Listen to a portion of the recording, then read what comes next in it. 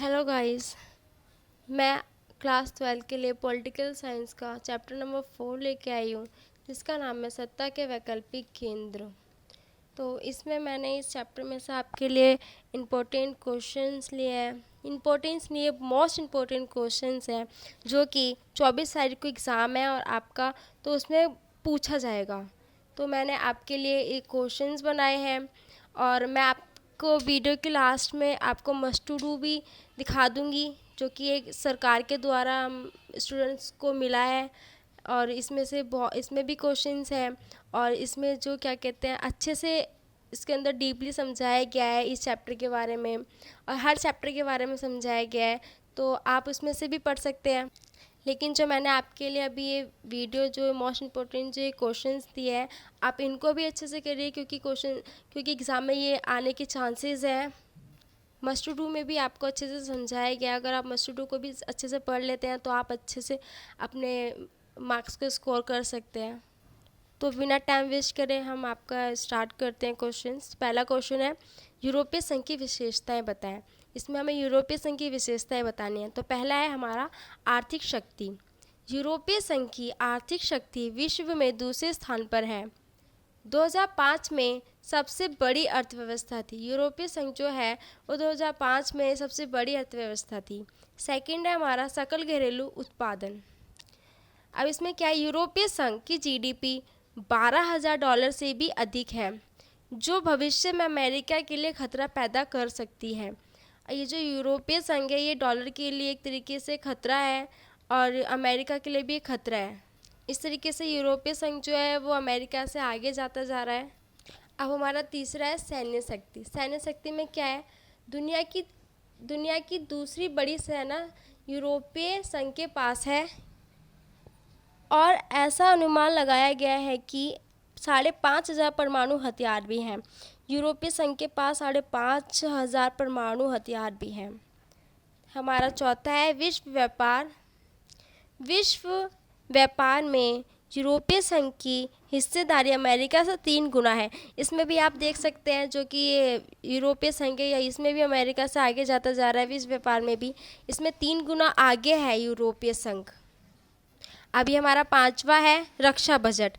रक्षा budget में यूरोपीय संघ का कुल रक्षा बजट अमेरिका के बाद सबसे बड़ा है। अमेरिका के जो बाद है, मतलब जो और भी देश है उनसे बड़ा है, अमेरिका से थोड़ा नीचे है। मतलब अमेरिका के बाद जो है वो सबसे बड़ा रक्षा बजट है जो कि ये देता है यूरोपीय संघ।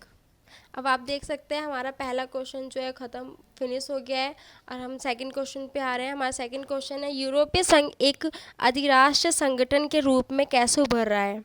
हमारा पहला है सबसे पुराना संगठन जो इसे स्थायित्व और प्रभावकारी बनाता है। जो यूरोपीय संघ में जैसे फ्रांस है, ब्रिटेन है, इनके पास वीटो पावर है। इसके बदौलत ये जो है ये प्रभावशाली बनता है यूरोपीय संघ। दूसरा हमारा समान राजनीतिक रूप, जैसे झंडा, गान, स्थापना दिवस और मुद्रा।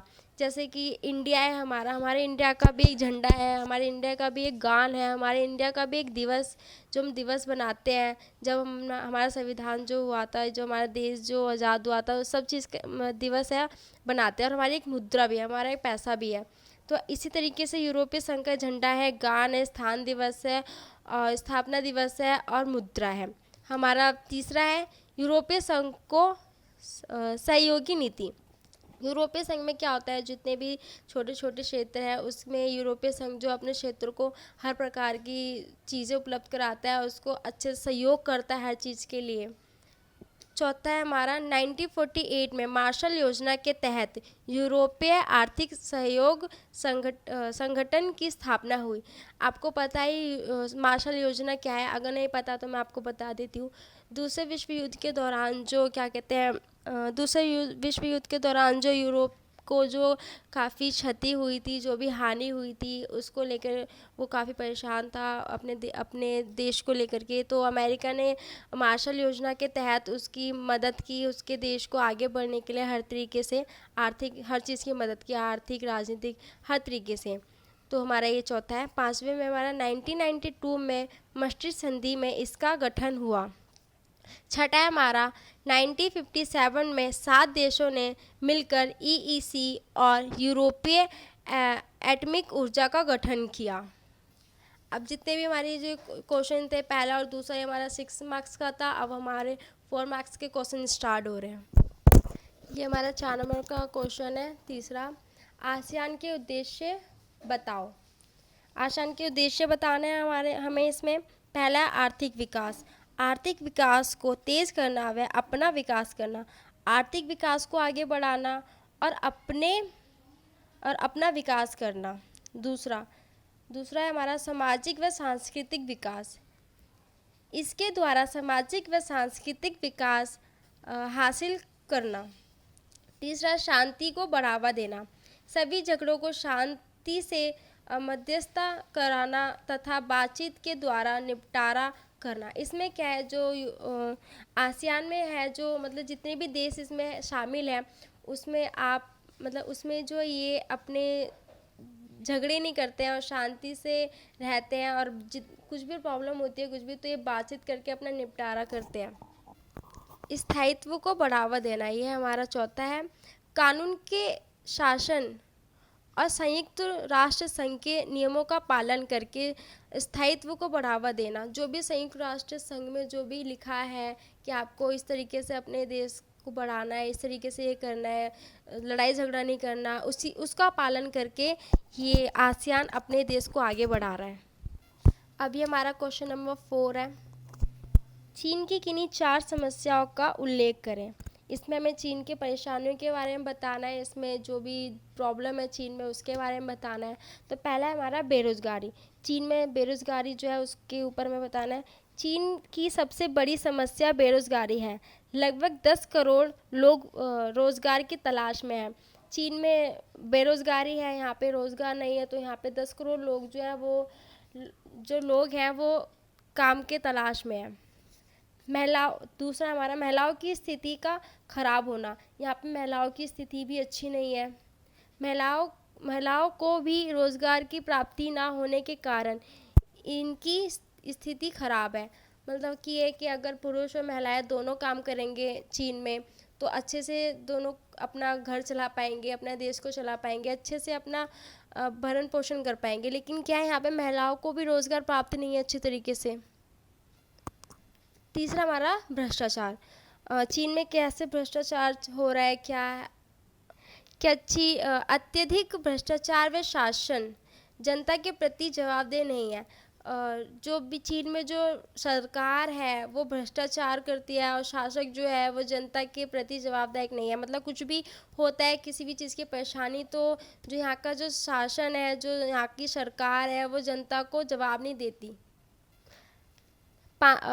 चौथा है हमारा पर्यावरण नुकसान। कृषि के लिए चीन में पेड़ों को काटा जा रहा है, जिससे पर्यावरण को हानि हो रही है। चीन में जो है कि जो कृषि के लिए जो पेड़ों को काटा जा रहा है, और इससे पर्यावरण को काफ़ी नुकसान हो रहा है। चीन को ये लेना देना नहीं है कि पर्यावरण से हमें कितना फ़ायदा है, कितना हमें बेनिफिट है। नहीं, इन्हें सिर्फ अपना विकास करना है, अपने बारे में सोचना है। इन्हें पर्यावरण की कोई वो नहीं है कि पर्यावरण कैसा है कैसा नहीं है। पर्यावरण से इन्हें कोई लेना देना नहीं है, इन्हें सिर्फ अपना विकास करना है। 5वां है आबादी। अब हमें चीन में आबादी क्या है, कैसे आबादी को लेके क्या समस्या, हम ये पढ़ेंगे।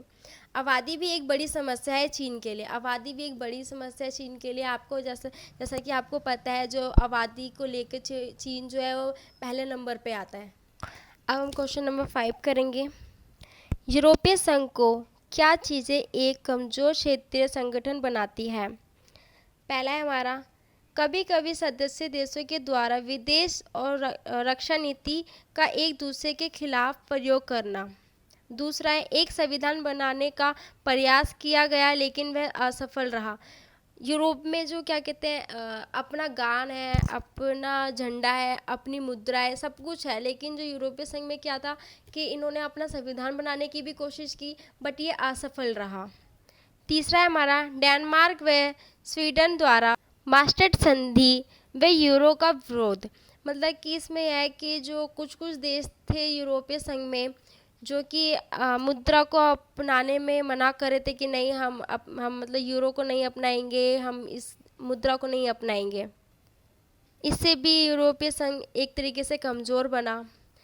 चौथा है हमारा, कई सदस्य जो अमेरिका गठबंधन में थे, मतलब कि यूरोपीय संघ में थे बट ना वो अमेरिका की तरफ थे कुछ कुछ देश। पांचवा है, ब्रिटेन यूरोपीय संघ से 2016 में एक जनमत संग्रह द्वारा अलग हो गया। अब ये हमारा लास्ट क्वेश्चन है, 6 क्वेश्चन। क्षेत्रीय संगठन बनाने के मुख्य उद्देश्य बताएं। पहला, सदस्य देशों में एकता की भावना का मजबूत होना। सदस्य जो भी थे, मतलब देश जो भी, कोई सा भी देश हो, कुछ भी हो, हर एक सदस्य में एकता होनी चाहिए।